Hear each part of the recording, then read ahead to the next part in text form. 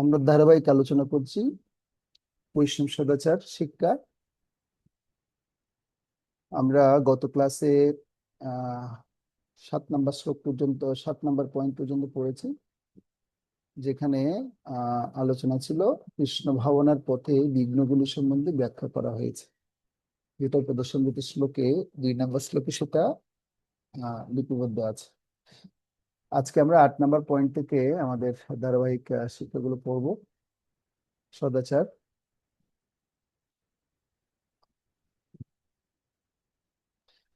তো শিলা প্রভুপাদ 8 নম্বর পয়েন্টে বলছেন আমাদের আচার্যরা, শিলা প্রভুপাদ কৃপা করে ব্যবহারিক ভাবে খুব স্পষ্ট অথচ সরল একটি পরীক্ষার তালিকা আমাদের প্রদান করেছেন, যার দ্বারা আমরা আমাদের কৃষ্ণ ভক্তির মূল্যায়ন করতে পারি। তো এগুলো হচ্ছে ভক্তের গুণাবলী শ্লোক। আরেকটি তালিকা দিয়েছেন। আমরা প্রথমে তালিকা দেখেছি দ্বাদশ অধ্যায়ে 8 থেকে 20 নম্বর শ্লোকের কথা, 13 থেকে 20 নম্বর শ্লোকের কথা শুনেছি। এবার ত্রয়োদশ অধ্যায়ে 8 থেকে 12 নম্বর শ্লোকে আমাদের শিক্ষার কথা এখানে বর্ণনা করা হচ্ছে। তো এখানে কি বর্ণনা করা হচ্ছে? ভগবদ গীতার ত্রয়োদশ অধ্যায় আপনারা থাকলে খুলতে পারেন। সবাই 13 অধ্যায়ের 8 থেকে 12 নম্বর শ্লোকগুলো আমরা একবার দেখতে পারি। সবার গীতা হাতে আশেপাশে আছে আপনাদের কাছে? থাকলে আপনারা খুলুন। 13 অধ্যায়ের নাম হচ্ছে প্রকৃতি পুরুষ বিবেক যোগ। এই প্রকৃতি পুরুষ বিবেক যোগে 8 নম্বর শ্লোক থেকে দেখুন আপনারা সবাই। তো সেখানে ভক্তের আরো কি কি গুণাবলী দরকার সে কথা এখানে তুলে দেওয়া হয়েছে প্রসঙ্গে। অমানিত্যম অদম্বিত্বম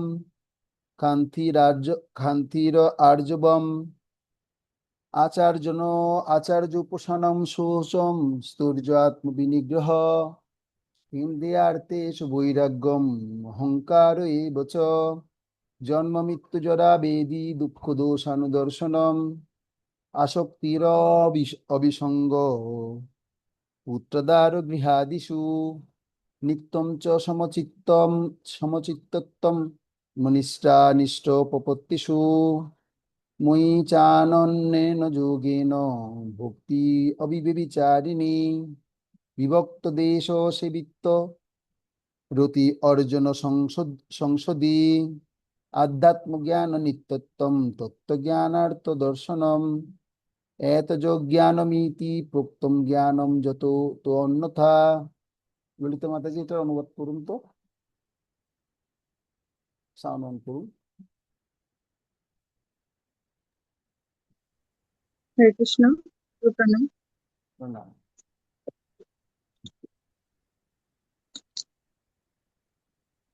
8 থেকে 12 নম্বর 8 থেকে শ্লোক। 12 মতো।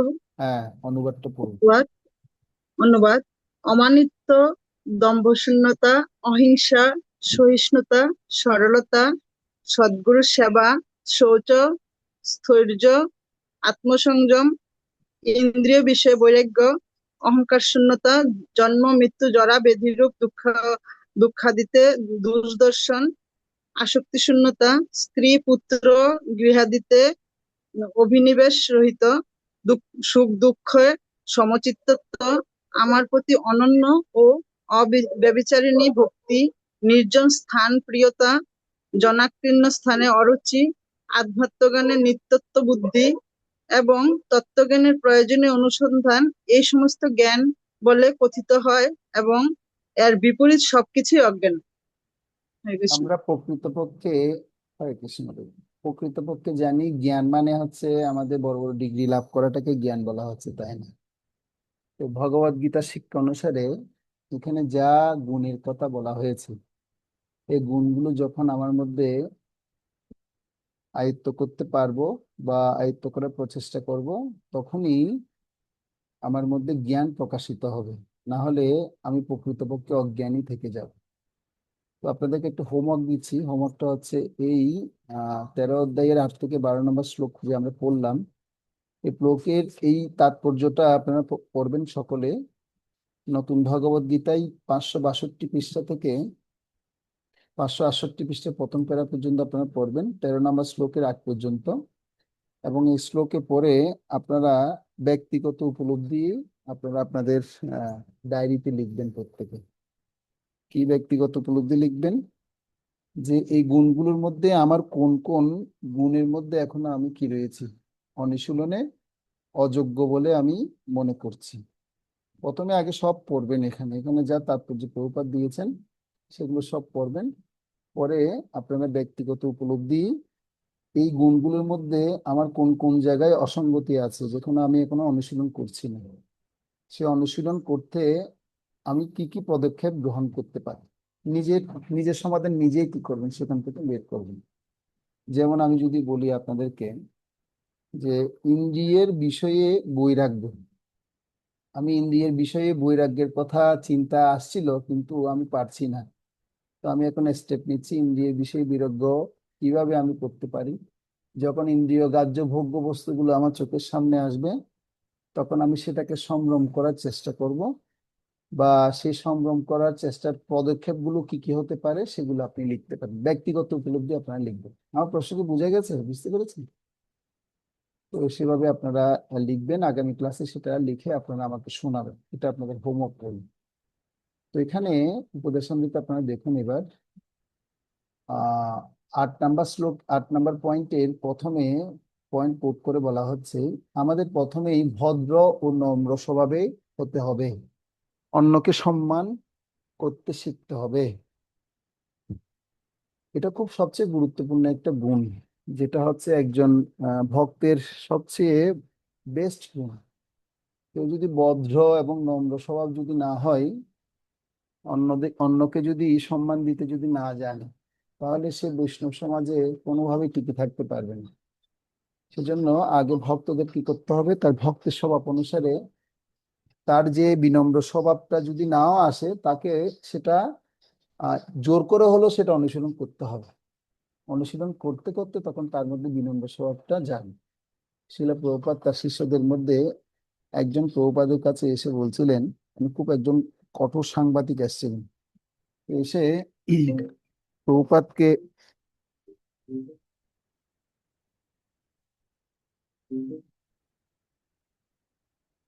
তিনি এসেছিল প্রভুপাদকে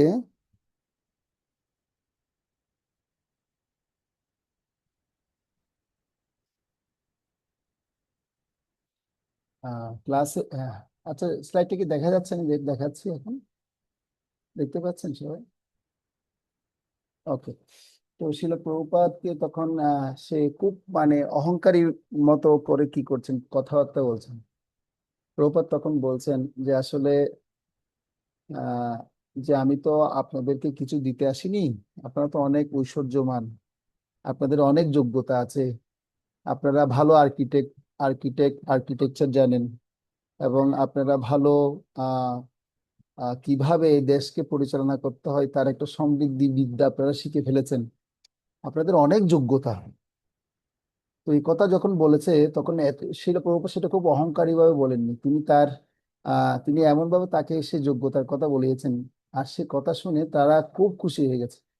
খুশি হওয়ার পর বলছে আসলে সত্যি কথা বলতে আপনারা অনেক কিছুতে এগিয়ে আছেন, আপনারা শুধু আর একটু বিষয় যদি অনুশীলন করেন আপনারা আপনাদেরকে পৃথিবীতে আর কেউ হারাতে পারবেন।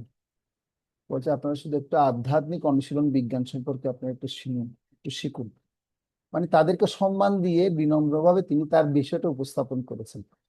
তো আমরা আমাদের কৃষ্ণানন্দ জীবনে আমরা যদি কেউ কৃষ্ণানময়ী হই বা অনুশীলন করছি, তো আমাদেরকে এই ধরনের পদক্ষেপগুলিতে প্রতি প্রতি পদক্ষেপে আমাদেরকে সাবধান হতে হবে। সাবধান হয়ে আমাদেরকে সেটা সে বিদ্যাটা অর্জন যদি করতে পারি, তাহলে আমরা শিল প্রভুপাদের মতো জগৎ জীবের বদ্ধ জীবদের মাঝে কৃষ্ণ অনুভূতির বার্তাটা নিয়ে যেতে পারবো। তাহলে আমরা এই পয়েন্টে কি পাচ্ছি, ভদ্র নম্র স্বভাবী হতে হবে এবং অন্যকে সম্মান করতে শিখতে হবে। অনেক সময় হয়তো মনে হতে পারে যে আমাকে ইনি পছন্দ করছেন না, পছন্দ না করলেও আপনি যদি তাকে সম্মান দেন, তিনি তার ভুলটা বুঝতে পেরে আপনাকে অবশ্যই কি করবেন, তিনি তিনি অবশ্যই আপনাকে সম্মান দিবেন। হয়তো তিনি ভুল বুঝছেন কিন্তু ভুলটা সবসময় তো ভুলে থাকবে না। তখন আপনার স্বভাব আমার স্বভাব যখন কি হবে, যখন স্বভাব যখন পরিবর্তন হবে তখন আমার স্বভাবের পরিবর্তন দ্বারা তিনি আকৃষ্ট হবেন বা তারা আকৃষ্ট হবে। 2 নম্বর বলছে, নাম ও যশের জন্য ভক্ত কখনোই নিজেকে ধার্মিক বলে প্রতিপন্ন করার চেষ্টা করবেন না। এটা এখন আমাদের ইসকনে খুব বেশি কি হচ্ছে, আহ, প্রভাব পড়ছে খুব। কেউ যদি এখন কৃষ্ণ ভক্তি প্রচার করছে, সে প্রচারের পিছনে একটু নাম যশটা যদি না গাওয়া হয়, তখন খুব কি হয়ে পড়ে তখন। তিনি আহ হ্যাঁ তিনি সেই কৃষ্ণামৃত প্রচারের জন্য নিজেকে উৎসর্গ করেন। তো আসলে এটা আমাদের জন্য খুব বিপদের একটা বিষয়। শিল ভক্তি সিদ্ধান্ত সরস্বতী ঠাকুর সেজন্য তিনি বৈষ্ণবকে গ্রন্থের মধ্যে লিপিবদ্ধ করে বলছিলেন, আমাদের পূজ্যপাদ শ্রী শ্রীমৎ জগত কৃষ্ণ মহারাজ বৈষ্ণবকে এই শ্লোকে, ভক্তি সিদ্ধান্ত সরস্বতী ঠাকুর কিছু শ্লোক কোট করে বলছে। বলছে, কনক কামিনী প্রতিষ্ঠা বাগিনী ছাড়িয়াছে যারে সে তো বৈষ্ণব। তো এখানে যশ মানে হচ্ছে প্রতিষ্ঠা, প্রতিষ্ঠাকেই যশ বলা হচ্ছে। নাম এবং যশের জন্য ভক্ত কখনোই নিজেকে ধার্মিক বলে প্রতিপন্ন করার চেষ্টা করবেন না। প্রতিষ্ঠাকে কিসের সাথে তুলনা করা হয়েছে? বাঘিনীর সাথে তুলনা করা হয়েছে। কনক কামিনী সেগুলো দিয়ে পরীক্ষা করবে, এরপর প্রতিষ্ঠাটা কিন্তু সহজে কেউ ছাড়তে পারে না। এই প্রতিষ্ঠাটা কখনো সহজে কেউ ছাড়তে পারে না। আমরা দেখছি আমাদের কৃষ্ণানন্দের জীবন ও অনুশীলন করে দেখতে পাচ্ছি, যেমন আপনি একটা জায়গায় কৃষ্ণানন্দ সেন্টার পরিচালনা করছেন, এখন অথরিটি মনে করছে না আপনাকে এই সেন্টারে আর রাখা যাবে না, আপনি এবার ওখান থেকে আরেক জায়গায় আপনাকে দেওয়া হবে। এখন আপনি সেটা মেনে নিতে পারছেন কিনা?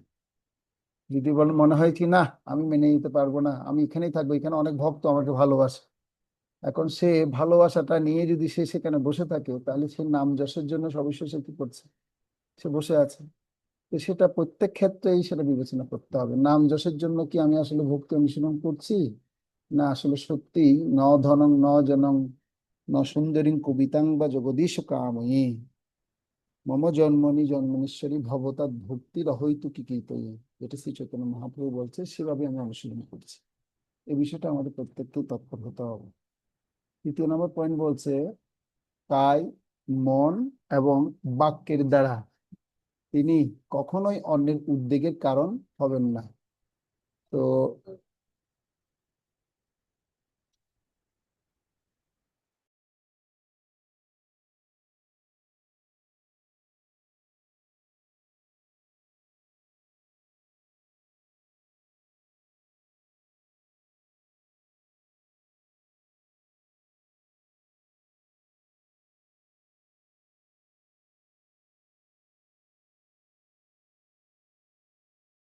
আপনারা একটু করে আহ এই যে আমি 12 থেকে আহ, যে আপনার অর্থাৎ এখন যে পড়ালাম ভগবদ গীতার 8 থেকে 12 নম্বর শ্লোক, এই শ্লোকের তাৎপর্যটা একটু করে পড়ুন তো। আমি ততক্ষণে একটা মিনিট একটু সেবা একটু করে নিচ্ছি, করে আপনাদের আলোচনায় আসছি।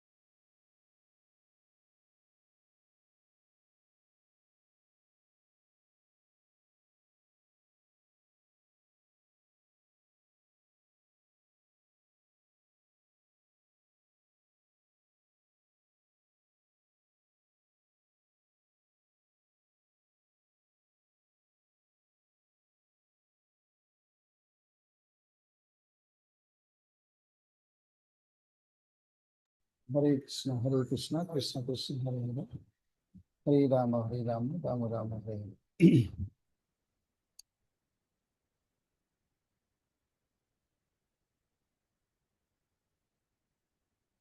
তো আমরা পড়ছি হচ্ছে কায় মন এবং বাক্যের দ্বারা তিনি কখনোই অন্য উদ্বেগের কারণ হবেন না, এই পয়েন্ট আমরা পড়ছিলাম। তো দেখুন যে আসলে কায় মানে বোঝাচ্ছে হচ্ছে দেহ, মন মানে হচ্ছে মানসিকভাবে চিন্তা, আর বাক্য মানে হচ্ছে কথা। আমাদের এই পরনিন্দা পরচর্চার ব্যাপারটা আসলে এটা আমরা পারছি না কোনোভাবেই সংশোধিত হতে। কোনো না কোনোভাবেই পরনিন্দা পরচর্চা হয়েই যায়, তাই না? হয় কি না? এটা খুব কঠিন একটা বিষয় যে আসলে এটা অনুশীলন করাটাও খুব বড় একটা তপস্যা। এটাকে বলে বাচিক তপস্যা, মানসিক তপস্যা এবং কায়িক তপস্যা। কায় মানে হচ্ছে দেহ, অর্থাৎ আহ, দেহ দ্বারা অন্য কাউকে আঘাত না করা। মন মানে হচ্ছে সর্বদা মন মন ভাবে এমন ভাবে কি করতে হবে, মানে পরিচালনা করতে হবে যেন এই মনের দ্বারা যেন মানসিক ভাবে যেন কোনো বৈষ্ণবের কি না করি, দোষ ত্রুটিগুলো নিয়ে ধ্যান যেন না করি। আর বাক্য তো আছেই, মুখ মুখ দিয়ে যেন ছটকে ছিটকে যেন কোনো কথা বলে না ফেলি। তো আসলে এগুলো বারবার আমাদের শোনা উচিত। আমি আমার জীবনে এই যে বৈষ্ণব সদাচার এই গ্রন্থটা মনে হচ্ছে 100 বারের উপর পড়েছি।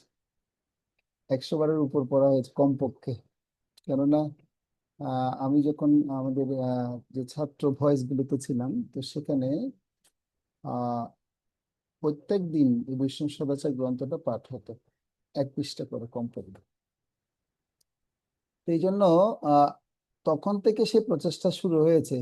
তো এখনো অবধি মানে কি এখনো অবধি নিয়ন্ত্রিত হতে পারেনি, তার মানে আরো কত এগুলো শুনতে হবে, কত আরো অধ্যয়ন করতে হবে, কত আরো সেটা একদম কঠোরভাবে নিতে পারলেই সেই পরিস্থিতিতে যেতে পারবে। এগুলো হচ্ছে বৈষ্ণব সদাচার। এই সদাচার আমাদের অবশ্যই অনুসরণ করা দরকার। তারপর পয়েন্ট হচ্ছে অন্যের দ্বারা পরিচিত হলে তিনি ধৈর্য ধারণ করবেন। কেউ যদি উদ্বেগকর কথা বলে ফেললেও তিনি সাথে এত কি হয়ে পড়বেন না, অস্থির মনা হয়ে পড়বেন না, তিনি আমাকে এরকম বলেছেন কেন, আমি তার উপর প্রতিশোধ নেব না। বৈষ্ণব তিনি কখনো প্রতিশোধের আগুনে তিনি জ্বলে উঠেন না। তিনি এটা ধরে নেন যে আসলে তিনি আমাকে হয়তো কিছু বলেছেন, পূর্বজন্ম হয়তো আমি তাকে কিছু বলেছি, এ ধরনের কৃপা আশীর্বাদ বলে তিনি কি করে নেন, ধরে নেন। নাহলে দেখুন একটা জিনিস, আপনি কিচ্ছুই করেননি কিন্তু আপনাকে দোষী সাব্যস্ত করা হয়েছে, কারণ কি? আপনি পূর্বেও নিশ্চয়ই আপনি এরকম উনার দ্বারা উনাকে আপনি করেছেন, না হলে তো আপনি এইভাবে হতেন না। আপনি মনে করুন হঠাৎ রাস্তা দিয়ে হেঁটে যাচ্ছেন, এখন পিছন দিক থেকে একটা ব্যক্তি এসে আপনাকে ধাক্কা মেরে কোথায় ফেলে দিল, পাশে ডাস্টবিনে ফেলে দিল। তো এই ব্যাপারটা কেন হলো? এখানে কোনো কারণ আছে, আপনি কিছু বুঝতেই পারলেন না কেন এরকম হলো। কোনো কারণ নেই, কিচ্ছু নেই, এই ধরনের কাজ করবেন কেন আপনার সাথে? তার মানে ধরে নিতে হবে সেটা আপনি পূর্বে আপনি এরকম কর্ম করেছেন বিদায় এবারে এই জন্মে এসে আপনাকে সে কর্মের ফলটা ভোগ করতে হচ্ছে। তো সেটা ভগবানের ইচ্ছা অনুসারে হচ্ছে বলেই এটা আমাকে ধরে নিতে হবে।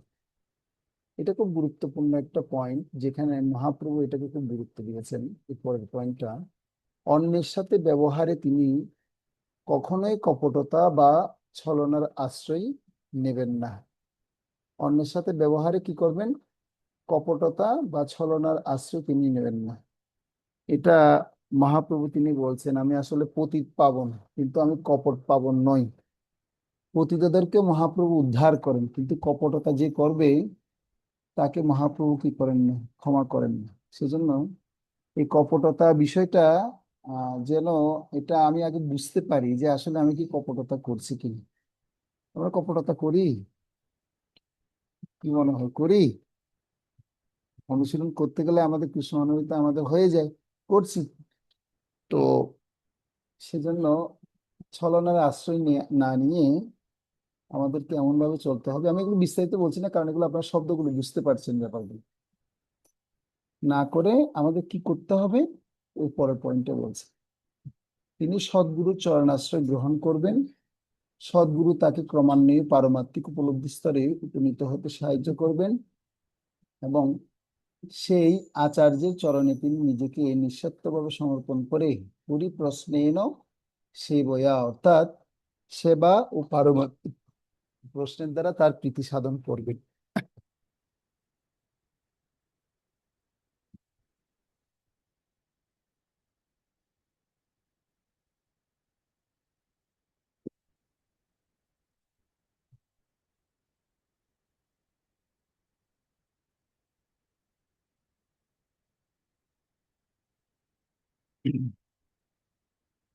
তিনি নিঃস্বার্থভাবে সমর্পণ করে পরিপ্রশ্ন সেবয়া, অর্থাৎ সেবা ও পারমার্থিক প্রশ্নের দ্বারা তার প্রীতি সাধন করবেন।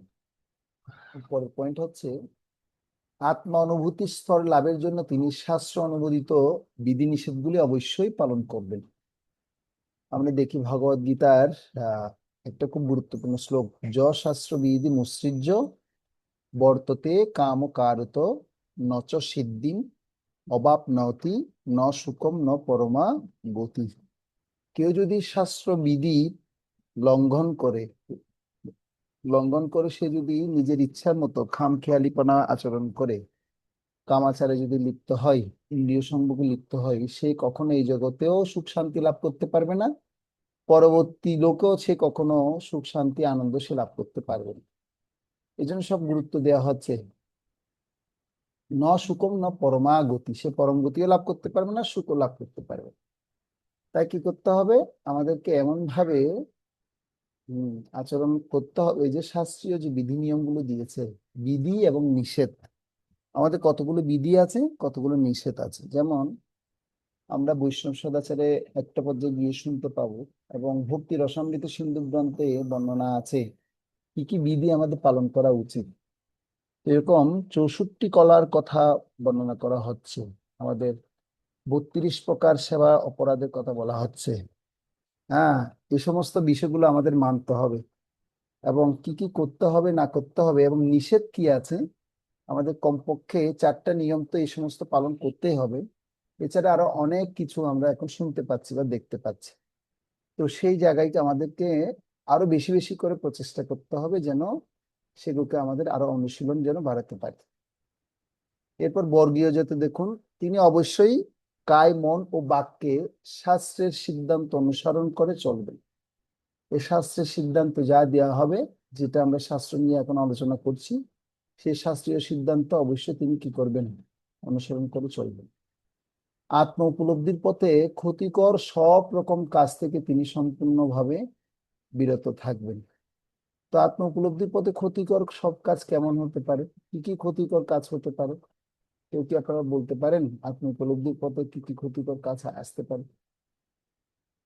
তো যদি আমি বলি তাহলে প্রথম পয়েন্ট হচ্ছে যে আমরা এখন আহ চলার পথে বিভিন্ন ভাবে, প্রথম হচ্ছে কি বৈষ্ণব অপরাধের দিকটা আমাদেরকে কি করতে হবে, খেয়াল রাখতে হবে যে কারো জন্য আমার অপরাধ হয়ে যাচ্ছে কিনা। হম এই অপরাধের ফলে আমার কি হবে, আত্ম উপলব্ধিতে বাধাগ্রস্ত আমি হব। কিছু বিষয় আছে যেগুলো আমরা শুনছি যে 4টা নিয়ম পালনে আমি কি আসলে সচেষ্ট হতে পারছি কিনা, না কোথাও ব্রেক হচ্ছে, এই ব্যাপারে আমাদের আস্তে আস্তে অনুশীলনটা বাড়াতে হবে। এরপরে বলছে দেহের প্রতিপালনের জন্য একান্ত প্রয়োজনীয় দ্রব্যের বেশি কিছু তিনি সঞ্চয় বা গ্রহণ করেন না। এগুলো আলোচনা আমি করেছি। তিনি জড়দেহ এবং দেহের সম্বন্ধযুক্ত আত্মীয় স্বজনের প্রতি মিথ্যা আত্মা অভিমান করবেন না। এটা খুব কঠিন একটা ব্যাপার, যারা আমার আত্মীয়দের দেখলে আমার যেরকম কি হয়, আনন্দ অনুভূতি হয়, তাদের জন্য যেরকম স্যাক্রিফাইস করতে ইচ্ছে হয়, নতুন যদি কোনো ভক্ত হয় বা ভক্তের জন্য কি আমার সেরকম স্যাক্রিফাইস করতে মন লাগে কি না লাগে? যদি না লাগে তাহলে এই জায়গায় আমি এখনো বন্ধ হয়ে আছি। মানে জড়দেহ এবং দেহ সম্বন্ধ যুক্ত আত্মীয়কে আত্মীয় বলছি। প্রকৃতপক্ষে আত্মীয় সংজ্ঞা হচ্ছে দেহ দেহ সম্পর্কিত বা আরেক দেহের সম্পর্ককে আত্মীয় বলা হচ্ছে না, আত্মার সাথে সম্পর্কিত, এক আত্মার সাথে আরেক আত্মার যে আদান প্রদান, সে প্রদানটাকে বলা হচ্ছে আত্মীয়। তো সেজন্য যারা ভগবত ভক্ত তারা ভক্তদের প্রতি কি থাকেন, অনেক বেশি সম্পর্কটা গড়ে তুলুন। তো যখন সে সম্পর্কটা অনেক বেশি গড়ে উঠবে, তখন তারা এইরকম জড়দেহ এবং দেহ সম্বন্ধীয় আত্মীয়দের প্রতি কি আসবে, নিরুৎসাহিত আসবে, নিরুৎসাহিত হবেন এবং উৎসাহ পাবেন ভক্তদের সাথে তিনি সঙ্গ লাভ করার জন্য। এই ব্যাপারটা আসলে যতটুকু আমি সহজভাবে বলছি, কিন্তু এটা অনুশীলনে অনেক আমাদের কি করতে হবে, আর মনোযোগ বাড়াতে হবে। তারপর বলছে তিনি সব সময় স্মরণ রাখবেন যে যতক্ষণ তার জড় দেহ থাকবে ততকালেই তাকে পুনঃ পুনঃ জন্ম, মৃত্যু, জরা ব্যাধির সম্মুখীন হতে হবে। সেজন্য দেহগত সম্পর্ক যত আমাদের থাকবে তত আমাদের বারবার এই জগতে আসতে হবে, আবার যেতে হবে, আসতে হবে, যেতে হবে, এই পরিস্থিতিতে থাকবে। এই পার্থিব শরীরের যন্ত্রণা থেকে নিস্তার লাভের কোনো পরিকল্পনাই সফল বা কার্যকরী হবে না। আত্মস্বরূপ উপলব্ধির পথ অন্বেষণেই একমাত্র উত্তম পরিকল্পনা হবে। ভগবত সাধনার পথে উন্নতির জন্য প্রয়োজনীয় বস্তু ছাড়া অন্য কিছুতেই তিনি আসক্ত হবেন না। তো এগুলো কথা আসলে যেগুলো বলা হচ্ছে, মানে একদম পুরোপুরি যদি পালন করতে পারি শুদ্ধ ভক্ত হয়ে যাবে। তো আসলে প্রভুপাদ এবং আচার্যরা তাই চাইছেন, যা অনুশীলনের কথা বলা হচ্ছে এগুলো যদি একটু একটু যদি অনুশীলন করতে পারি, 1% যদি নিজের জীবনে প্রয়োগ করতে পারি, তাহলে আমি উত্তম ভক্ত না হলে অন্তপক্ষে আমি ভক্ত পরিমণ্ডলীতে কোনো ডিস্টার্ব আমি আর করবো না। এই ভক্ত সমাজের মধ্যে আর আমার দ্বারা কেউ উদ্বেগও পাবে না, কাউকে আমি উদ্বেগও দিব না, এবং নিজ ভক্তি করে আনন্দ পাবো, অন্যদেরকেও অন্যরা সেই ভক্তিতে মানে উৎসাহ পাবে আমাকে দেখে। সেই জন্য এই অনুশীলনগুলো আমার ব্যক্তিগতভাবে করা উচিত। তারপর বলছে শাস্ত্রের নির্দেশনা তিনি ভিন্ন, তিনি স্ত্রী, পুত্র এবং গৃহাদিতে অধিক আসক্ত হবেন না। তো আমি একটা কথা সবসময় বলি, যে আসলে আমাদের তো সকলে আমরা সংসারে আছি, আমাদের এই সংসারের মধ্যে তো আমাদের সবচেয়ে আপন হচ্ছে আমার স্বামী, আমার স্ত্রী, আমার সন্তান। তো এগুলো আপন, তো আমরা এমন ভাবে আপন করে গ্রহণ করে নিয়েছি যে তারা ছাড়া আমার জীবনে আর অন্য কিছু সব অন্ধকার। আসলে এটা বাস্তব, ঠিক আছে, কিন্তু আপনি যদি একটু সূক্ষ্মভাবে যদি বিবেচনা করে দেখেন, আমার এই দেহের মধ্যে যিনি আত্মা রয়েছেন, সে আত্মা যদি তিনি না থাকতেন, তাহলে আর আমিও এই দেহ সম্পর্কিত যে সমস্ত বস্তুর প্রতি আমি আসক্ত আছি, তারাও কিন্তু তাদেরকে আমি কখনো উপলব্ধি করতে পারতাম না। তো সেজন্য এই আত্মাকে উপলব্ধি করার জন্য হৃদয়ের মধ্যে এমন একটা জায়গা রাখা উচিত যেখানে গুরু এবং কৃষ্ণ অবস্থান করবে, সেখানে আর কেউ স্থান পাবে না। সেই স্থানটা হচ্ছে কার? গুরু গৌরাঙ্গের। গুরু গৌরাঙ্গ কৃষ্ণের জন্য সেই স্থানটা রেখে দিতে হবে। তো সেই স্থানে যদি আমি এভাবে যদি কি করি, স্ত্রী, পুত্র, গৃহ অত্যাধিক বস্তুগুলোকে সেখানে যদি স্থাপন করে রেখে দিই, তাহলে সেখানে আমি গুরু গৌরাঙ্গকে প্রবেশ করাতে পারবেন। প্রবেশ করতে গেলেই সাথে সাথে আমাকে এরকম বাধার সম্মুখীন হতে হবে। এটা সবচেয়ে গুরুত্বপূর্ণ একটা দিক। কিন্তু এইভাবে কেউ বিবেচনা আমরা কখনো চিন্তা করি না বা ভাবি না। যদি কখনো কেউ ভাববে, তখন তার পরিবর্তন একদম নিশ্চিত হবে। তখন তিনি গুরু কৃষ্ণের জন্য অনেক সেবা করার জন্য মনোনিবেশ তিনি করবেন। সেজন্য আমাদের হৃদয়ের ওই জায়গাটাতে আর কাউকে বসানো যাবে না যেখানে গুরু এবং কৃষ্ণ থাকবে। আমি কথাটা কি বুঝাতে পেরেছি আপনাদের? বুঝতে পেরেছেন আপনি না? সেজন্য সেই গুরু কৃষ্ণ যেখানে স্থান অধিকার লাভ করবে, সেখানে অন্যরা আর কেউ প্রবেশ করতে পারবে না। সেখানে আমার যতই প্রিয় ব্যক্তি হোক না কেন, প্রিয় ব্যক্তি একমাত্র হওয়া উচিত কে? পরম পিতা হচ্ছে পরমেশ্বর ভগবান শ্রীকৃষ্ণ। তো আমার দেহ সম্পর্কিত এই বিষয়টা অনেক বেশি আসক্ত বিদায় আমরা সেখানে কৃষ্ণ এবং গুরুকে বসাতে পারি না। তো এটা অনেক একটা চ্যালেঞ্জ, একটা ব্যাপার। যারা পেরেছেন তারাই সফল হচ্ছেন। সচিমাতা বলুন, কি প্রশ্ন? প্রভু হরে কৃষ্ণ, প্রণাম প্রভু। প্রণাম। প্রভু বলছি আজকে একটা সুখবর আছে। আচ্ছা, ওই যে প্রেসটাকে আজকে মাতাজি। কলেজ থেকে। হ্যাঁ হ্যাঁ, প্রভু। আর সুখবরটা আমরা ক্লাসে পরে শুনি, তারপর সবাই রিলিজ করবো। আচ্ছা আচ্ছা, ঠিক আছে। আচ্ছা। আচ্ছা আচ্ছা। এই আচ্ছা, ক্লাস ভিত্তিক একটা কথা বলি হ্যাঁ, প্রভু। হ্যাঁ, এই যে এখন যা আলোচনা করছি এর মধ্যে কি আছে বলুন হ্যাঁ, প্রশ্ন। না, এই যে আপনি বললেন এই মানে কাকে উদ্বেগ দেওয়া যাবে না, বা এও করা যাবে না। তো এগুলো মানে এগুলো আমি আমার ক্ষেত্রে মানে এগুলো কত বছর সাধনা করতে হবে প্রভু এরকম হতে পারবো? এটা হচ্ছে আপনি যখন বুঝতে পারবেন নিজেকে যে আমি আসলে অন্যকে উদ্বেগ দিচ্ছি না, দেওয়ার প্রচেষ্টা আসছে কিন্তু আমি করছি না, আচ্ছা। তখনই আপনি পরিবর্তন হুম। হবেন। সেটা কত বছর লাগবে সেটা বলা যাচ্ছে না। সেটা হয়তো আপনি এই জন্মে এই জন্ম লেগে যেতে পারে, হয়তো সেটা আজকের মধ্যে শেষ হয়ে যেতে পারে।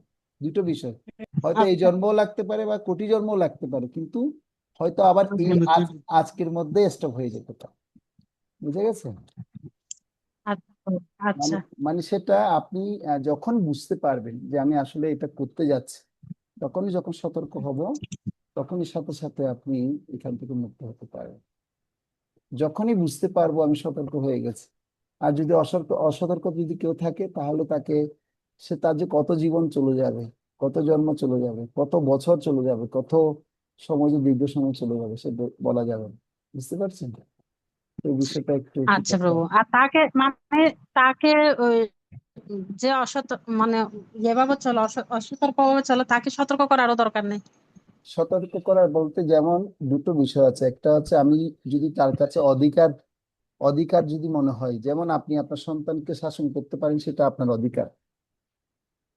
তো আপনাকে ভাবতে আচ্ছা। হবে আপনি কি তাকে শাসন করলে সে কি শুনবে কিনা। যদি অধিকারী যদি মনে করেন, তাকে বলতে পারেন, ইঙ্গিত দিতে পারেন। আর যদি আপনি না পারেন, তাহলে তিনি যার দ্বারা শুনেন তাকে আপনি বলতে পারেন। তাকে সরাসরি বলা যাবে না, কারণ সে তো আপনার কথা শুনবে না। তিনি শুনবেন অন্যজনের কথা। তো যার কথা শুনবে তার সাথে যদি আপনার ভালো সম্পর্ক থাকে, তাহলে তার সাথে সেটা শেয়ার করতে পারেন।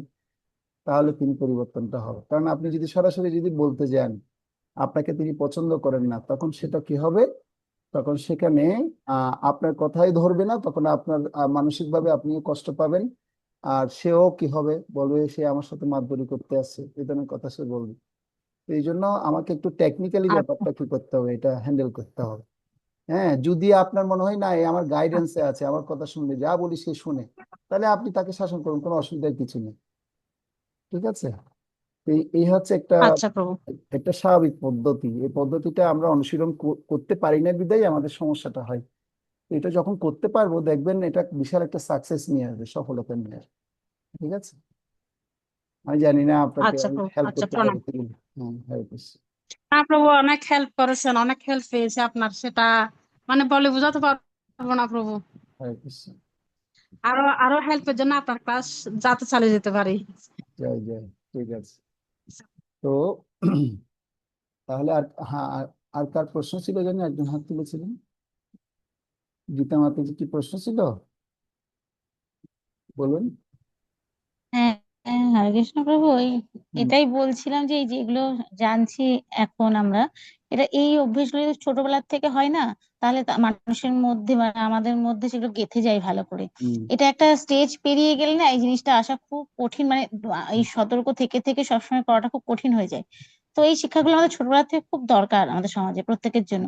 তাহলে এই জিনিসটা ছোটবেলা থেকে যে শিক্ষা আমরা পাবো সেটা তো আমাদের মধ্যে গেঁথে যাবে, এগুলো থেকে অন্যথা হয় না। এটাই বলছিলাম আর কি, আর কিছু না। অবশ্যই। আসলে আমরা তো দুর্ভাগা, কিন্তু আবার হ্যাঁ, সত্যি তাই, সৌভাগ্যবতীও, আবার দুর্ভাগা। সৌভাগ্যবতীও। কেননা অনেকে তো বিষয়গুলো জানেনই না। তারা যে কি করছে তারা বুঝতেই পারেন না। অন্তপক্ষে আমরা তো সেই জায়গাতে হ্যাঁ। এসেছি, অন্তপক্ষে জানতে পারছি। ভবিষ্যতে আরো বেশি জানতে পারবো। ঠিক আছে, তাহলে এর পরের পয়েন্টটা আমি পড়ি। চাওয়া পাওয়ার ক্ষেত্রে মনোবাঞ্ছা পূর্ণ হলে বা না হলে তিনি আনন্দিত বা দুঃখিত হবেন না। তো আমরা তো খুব বেশি দুঃখিত হয়ে যাই, না পেলে তো খুব মন ভেঙে যায়। হ্যাঁ, পেলে তো খুব আনন্দিত, অত্যাধিক আনন্দিত হয়ে যায়। সুখে দুঃখে সমকৃতা, লাভালাভ জয়া জয়, লাভ ক্ষতি তো আমরা এমন জয় লাভ করলেও মানে এমন মানে কি হয়ে যায়, একদম লাভ পেলে খুব বেশি আনন্দিত উচ্ছল হয়ে যায়, কিন্তু না। এই সুখ দুঃখ, লাভ ক্ষতি, জয় পরাজয়, এই ছটা বিষয় আমাদের কি থাকতে হবে, সমান থাকার কথা বলছে। কিন্তু আমিও পারি না, এটা অনুশীলন চালাচ্ছি, হয়তো একদিন সফল হবে। এইভাবে আমাদের অনুশীলনটা যদি শুনলে অবশ্যই এগুলো মনে থাকবে। ঠিক আছে? এরপরে বলছে, দেখুন, ভগবান কৃষ্ণের সেবা করবেন। কি করবেন? অনন্য ভক্তির দ্বারা কায় মন বাক্যে ঐকান্তিক ভাবে তিনি পরমেশ্বর ভগবান শ্রীকৃষ্ণের সেবা করবেন। তো তো ভক্তের 26 গুণাবলীর মধ্যে সবচেয়ে গুরুত্বপূর্ণ গুণাবলী হচ্ছে কৃষ্ণৈক স্মরণ, কৃষ্ণকে স্মরণ করে কৃষ্ণ সেবায় সবসময় যুক্ত থাকা। এটা হচ্ছে ভক্তের 26 গুণাবলীর মধ্যে সবচেয়ে গুরুত্বপূর্ণ গুণ। ভক্ত কখনো কৃষ্ণকে ভুলে থাকেন না, তিনি সবসময় কৃষ্ণকে নিয়েই তিনি কি করেন, তিনি থাকেন। সেজন্য কৃষ্ণকে তিনি কখনো ভুলবেন না, কৃষ্ণের সেবায় তিনি মত্ত থাকবেন সদা। এর পরের পয়েন্ট বলা হচ্ছে পারমাত্মিক সাধনার পক্ষে অনুকূল শান্ত পরিবেশে বসবাসের জন্যই তিনি কামনা করবেন। তো এই শান্ত পরিবেশ তৈরি করাটা এটা একটা চ্যালেঞ্জের ব্যাপার, যে আসলে অনুকূল পরিবেশ তৈরি করা এটা একটা চ্যালেঞ্জ। সেজন্য আমাদের আচার্যরা বলছেন, বা ভগবদ গীতার শিক্ষাও বলা হচ্ছে, সুকম অত্যন্তিকাম যত্তৎ বুদ্ধি গ্রাহ্য মতীন্দ্রিয়ম বেতিয়ত্র নচবাং স্থাং স্থিতশ্চলতি তত্ত্বত। কেউ যখন এই পারমাত্মিক অনুশীলন যখন করবেন, সে অনুশীলন করতে করতে যখন অনেক দীর্ঘ সময় কাটাবেন, তখন তার হৃদয়ের মধ্যে একটা ধীরতা স্থিরতা আসবে, চঞ্চলতাটা কমে যাবে। আর যখন সে চঞ্চল স্বভাবটা যখন কমে যাবে, তখন একটা শান্তি প্রশান্তি সে অনুভব করবে, এবং সেই শান্তি প্রশান্তি অনুভব করে সে নিজে শান্তি পাবে এবং অন্যদেরকেও সে শান্ত পরিবেশে নিয়ে যাওয়ার জন্য তিনি অনুপ্রেরণা যোগান। এবং সেই স্থিতপ্রজ্ঞ ব্যক্তিরা কখনো এই ধরনের ভাবে তিনি বিচলিত হন না। ভগবদ্গীতার 6ষ্ঠ অধ্যায় 21 নম্বর শ্লোকে এই কথা বলা হচ্ছে। প্রভুপাদ শ্রীকৃষ্ণের আহ সন্ধানে গ্রন্থে এই কথা উল্লেখ করে বলছেন। তো ভক্তের ক্ষেত্রে এটা কি করতে হবে, যে তাকেও তার আশেপাশের পুরো পরিবেশটাকে শান্ত করার জন্য নিজের আচরণটাকে অনেক বেশি আগে শান্ত করার মনোভাবটা তৈরি করতে হবে। পারমাত্মিক সাধনের পক্ষে অনুকূল শান্ত পরিবেশে বসবাসের জন্য তিনি কামনা করবেন।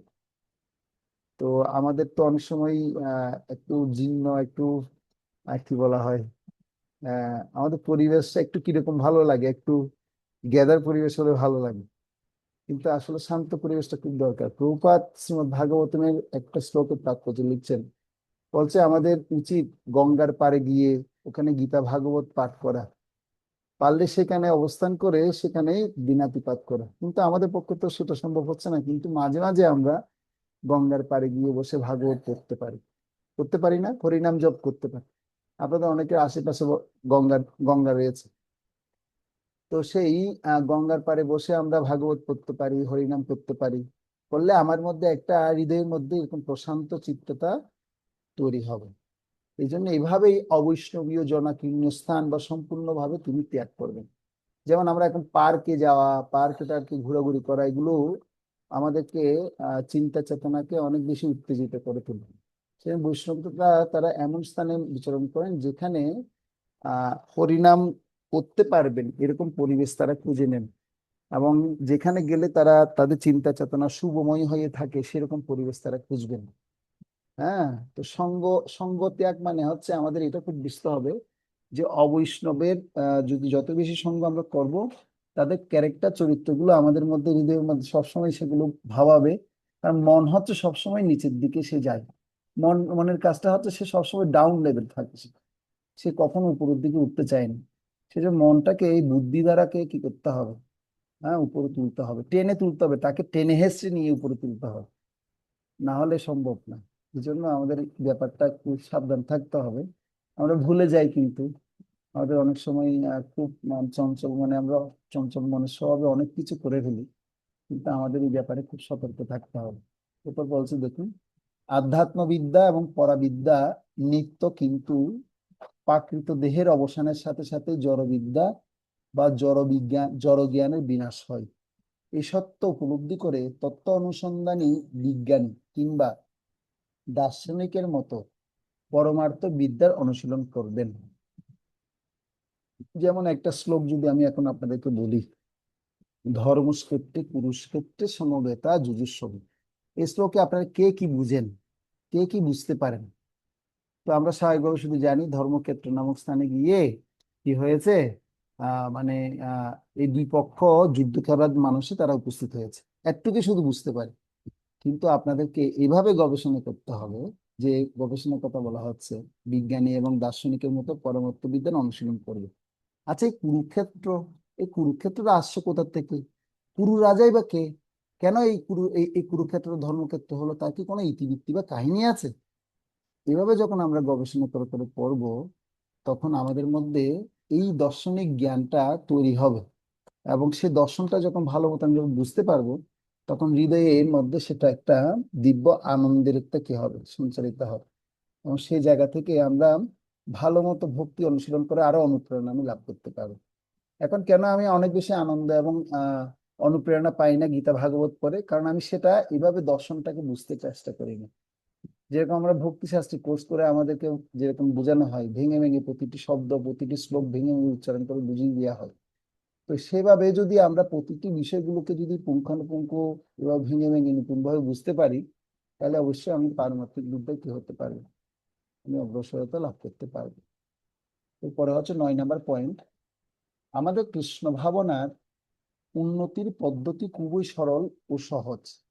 আমরা যদি আন্তরিকতার সঙ্গে বৈষ্ণবদের পাদপদ্মের আশ্রয় গ্রহণ করি এবং ঐকান্তিকভাবে আমাদের লক্ষ্যে পৌঁছাতে কামনা করি, শ্রী চৈতন্য মহাপ্রভু নিঃসন্দেহে আমাদের উপর তার কৃপা বর্ষণ করবেন। তো আমাদের উচিত শুধু শুধু কি করতে হবে? শুধু লক্ষ্যটা আমাদের ঠিক রাখতে হবে। ঐকান্তিক ভাবে আমাদের লক্ষ্যে পৌঁছানোর জন্য শ্রী চৈতন্য মহাপ্রভু নিঃসন্দেহে আমাদের প্রতি কৃপা বর্ষণ করবেন, শুধুমাত্র সহজ এবং সরল পন্থায় সেটাকে গ্রহণ করতে হবে। তার জন্য সবচেয়ে গুরুত্বপূর্ণ বিষয় হচ্ছে আন্তরিকতা। হ্যাঁ, এই আন্তরিকতার সঙ্গে ভালো বৈষ্ণবদের সাথে কি করতে হবে? তাদের আশ্রয় গ্রহণ করতে হবে, তাদের পাদপদ্মে ধ্যান করতে হবে, এবং উন্নত বৈষ্ণবদের আচার আচরণগুলোকে আমি অনুকরণ না করে অনুসরণ করার আস্তে আস্তে চেষ্টা করতে হবে। তখন ধ্যানের মধ্যে যখন এরকম কৃষ্ণ জেগে যাবেন, তখন আমি এই যে মহাপ্রভুর কৃপা সেটা বুঝতে পারবো। কথা আছে যে চৈতন্য চন্দ্রের দয়া করহ বিচার, বিচার করিলে চিত্তে পাবে চমৎকার। কার কার কথা বিচার করতে বলছে? চৈতন্য চন্দ্রের দয়া বিচার করতে বলছে। মহাপ্রভু যে এই জগতে তিনি কি যে করুণা বিতরণ করার জন্য এসছেন, এই ব্যাপারটা যদি বুঝতে পারি, তাহলে বিচার করিলে চিত্তে পাবে চমৎকার, তাহলে আমি আমার হৃদয়ের মধ্যে চমৎকারিতা লাভ করতে সমর্থ হব। তো এই জন্য আমাদের কি করতে হবে?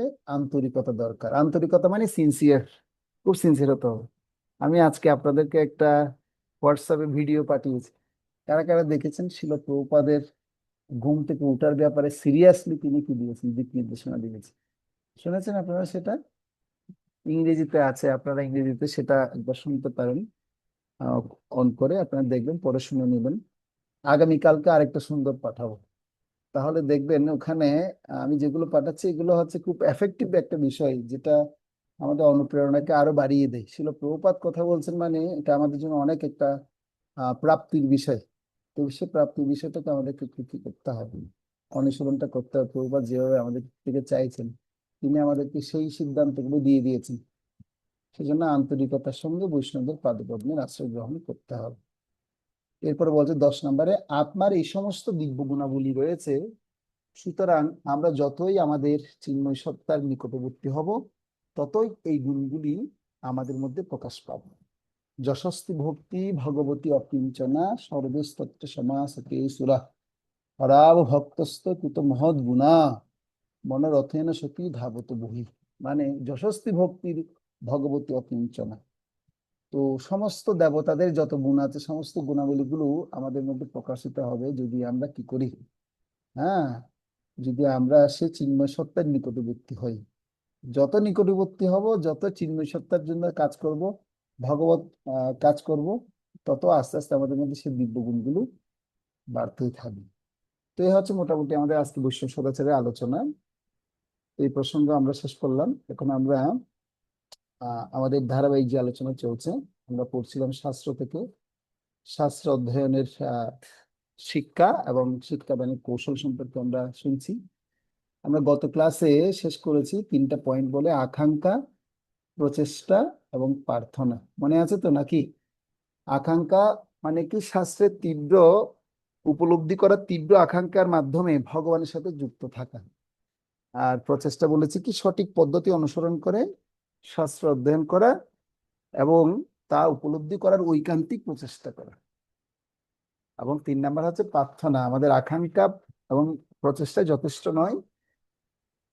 আমাদের সামনে শাস্ত্রের সঠিক অর্থ উন্মোচন করার জন্য সর্বান্তকরণে ভগবান শ্রীকৃষ্ণের কাছে প্রার্থনা করতে হবে, হে কৃষ্ণ, বুঝতে পারছি না, আমাদের একটু বুঝান আপনি। তো আমি আপনাদেরকে একটা সুন্দর পয়েন্ট আপনাদেরকে এখন দেব, খুব গুরুত্বপূর্ণ শিক্ষা। তো সেটা হচ্ছে, আমি একটা শ্লোক দেখাবো আপনাদেরকে, ঠিক আছে? তো আপনারা এই শ্লোকটা সবাই দেখুন। এই যে শাস্ত্র আমরা যে পড়ছি, পড়ে কিন্তু এই শাস্ত্র পড়ে নিজেরা নিজেরা আমরা উপলব্ধি করতে পারবো না। অনেকে বলেন, তো এত শাস্ত্র পড়ছি, এত কিছু শিখছি, শেখার পরেও তো কেন কাজে লাগছে না প্রভু? তার কারণটা কি? এখানে একটা কারণ রয়েছে, সে কারণটা কি সেটা জানাটা খুব আবশ্যক। আমি আপনাদের গ্রুপের মধ্যে একটা ছবি দিচ্ছি, এই ছবিটা আপনারা দেখুন সবাই, ঠিক আছে?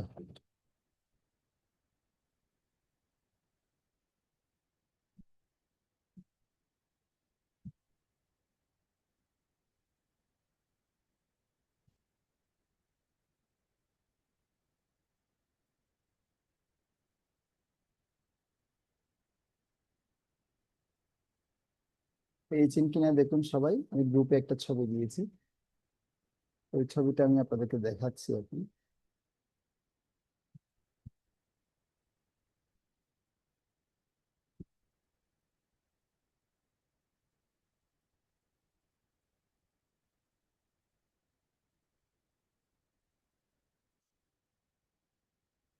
দেখুন এখানে শাস্ত্রকে উপলব্ধি করতে হলে আমি একটা শাস্ত্রীয় রেফারেন্স আমি আপনাদেরকে দেখাচ্ছি। এই শাস্ত্র উপলব্ধি করার একটা সুন্দর একটা পন্থার কথা এখানে বলা হয়েছে। আমি এই প্রশ্নটা করেছি একজন বিজ্ঞ ভক্তের কাছে, তো তিনি এই প্রশ্নের উত্তর দিতে গিয়ে আমাকে এই প্রশ্নের রেফারেন্সটা দিয়েছিলেন। তো এটা হচ্ছে, কালেন পাদম লবতে তথার্থম, ততশ্চ পাদম গুরু যোগ ততশ্চ, উৎসাহ যোগেন চ পাদম বিচ্ছেদ, শাস্ত্রেণ পাদম চ তত অবিজাতি। এটা হচ্ছে মহাভারতের উদ্বেগ পর্বের মহাভারতের উদ্বেগ পর্বের 44 অধ্যায়ের 16 নম্বর শ্লোকের টিকা, নীলকণ্ঠের টিকা। রেফারেন্স হচ্ছে এটা। তো অর্থাৎ আপনি যদি শাস্ত্রকে বুঝতে চান, কিভাবে আপনি শাস্ত্রকে বুঝবেন? মনে করুন আপনি শাস্ত্রকেটাকে 4 ভাগে ভাগ করলেন। কয় ভাগে? 4 ভাগে ভাগ করলেন। একজন নিষ্ঠাবান ছাত্র অন্বেষণকারী বেদের বা শাস্ত্রের সম্পূর্ণ অর্থের 1/4 সে বুঝতে পারবে শুধুমাত্র তাকে সময়ের বিবর্তন এবং পরিপক্কতার মাধ্যমে।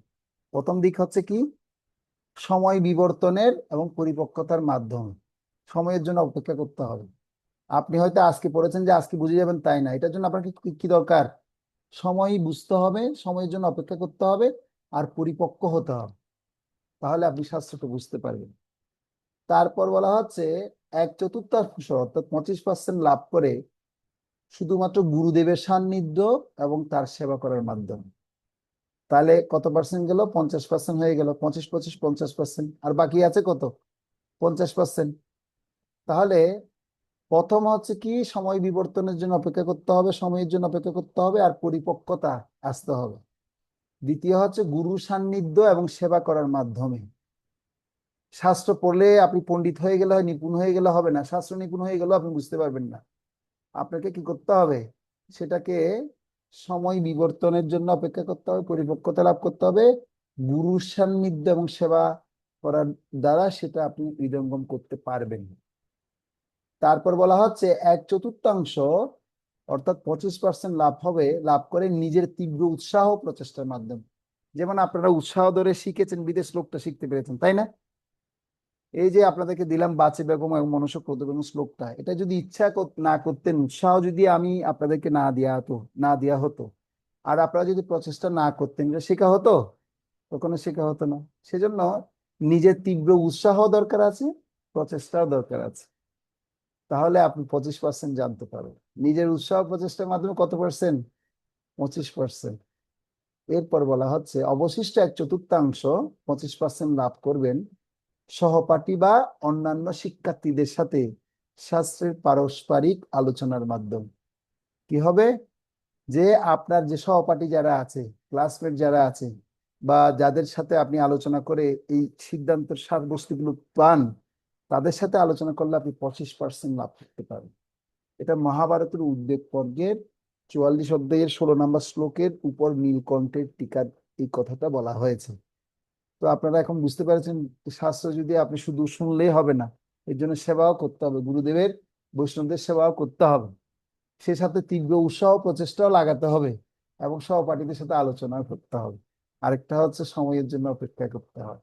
এই 4টা কাজ যখন কেউ করতে পারবে, তখন তার শাস্ত্রীয় জ্ঞান উপলব্ধি হবে। এই সিদ্ধান্তটা ক্লিয়ার হয়েছে, সব বুঝতে পেরেছেন?